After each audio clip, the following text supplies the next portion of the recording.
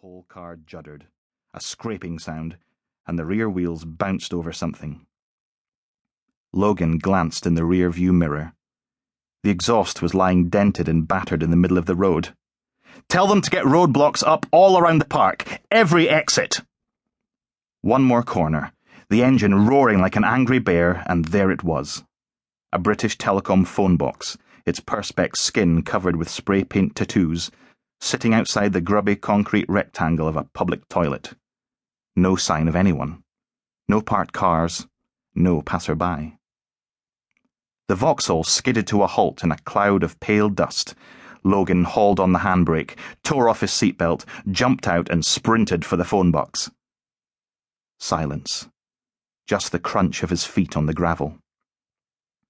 He yanked the box's door open and was engulfed in the eye-watering reek of stale urine.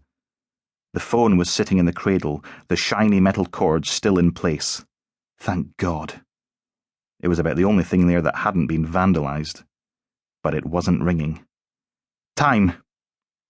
Rennie staggered to a halt beside him, sunburnt face an even deeper shade of pink than usual, panting. 2 minutes late. He twirled around on the spot. Maybe they haven't called yet. Maybe they've been held up. Or something. He stared at the padded brown envelope sitting on the shelf where a telephone directory should have been. Logan dug a pair of blue nitrile gloves out of his pocket and hauled them on. He picked up the envelope. It was addressed to The Cops. Rennie wiped a hand across his mouth. "You think it's for—" "Of course it is!"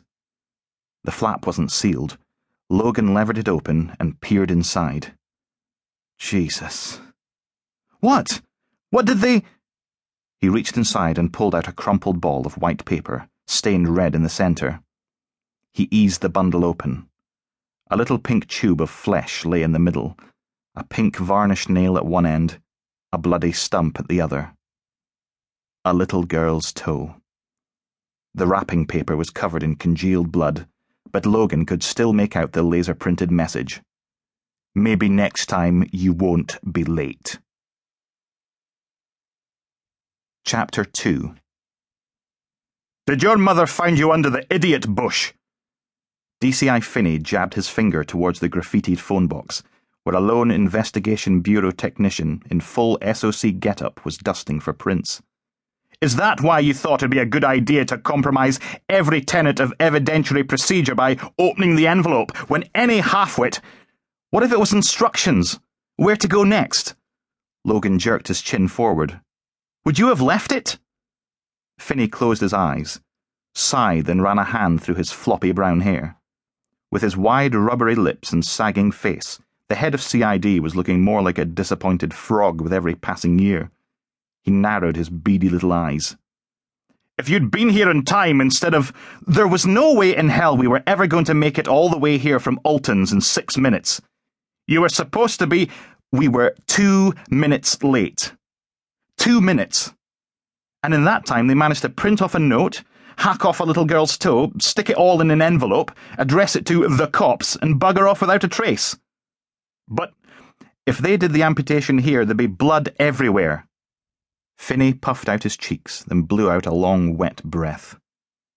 "Bloody hell. We weren't meant to get here in time. It was a setup." A shout echoed out from somewhere behind them. "Detective Superintendent! Hello? Is it true you found Jenny's body?" Finney sagged for a second, eyes closed. "Are these bastards psychic?" It was a baggy woman, wearing jeans and a pale blue shirt that was stained navy under the arms and between the breast pockets. She lumbered up the dusty road, her greying hair tied in a puffball behind her sweaty face. A spotty man trotted along beside her, fiddling with a huge camera. The head of CID squared his shoulders, voice a hard whisper. "Get that envelope back to the lab. I want it run through every bloody test they've got. Not tomorrow, or next week, or when Peterhead stop clogging up the system with their bloody gangland execution. Today. ASAP, understand?" Logan nodded. "Yes, Gov."